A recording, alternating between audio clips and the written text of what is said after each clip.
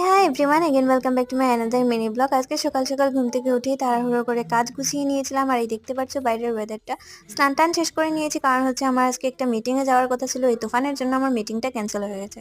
দেখতে পাচ্ছ আমার রান্নাবান্না সব কিছু করা শেষ। তো এই যে আমাদের ঘরে পুজো ঘরটা দেখিয়ে দিলাম, তারপর দাদুকে খাওয়ান দিয়ে দিয়েছি, দাদুর সঙ্গে অনেকক্ষণ কথা বলে নিয়েছি। আর এই যে হচ্ছে আমার মা শুয়ে আছে, যেহেতু কাজ আজকে আমার একটার ভেতরে শেষ হয়ে গেছে। তারপর আমি ঘুম দিয়ে দিয়েছি, ঘুম থেকে উঠে দেখি মা আর দিদন খেয়ে নিয়েছে।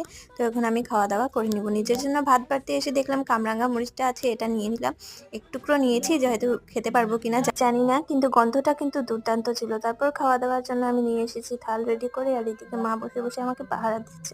তারপর আরেক ঘুম দিয়ে উঠে মা বললো চল একটু মুড়ি বাদামে ভাজা বানাই। তারপর মা চলে গেল এখানে চা বানাতে সন্ধ্যার। তো এদিকে আমরা সবাই মিলে চা খেয়ে নিচ্ছি।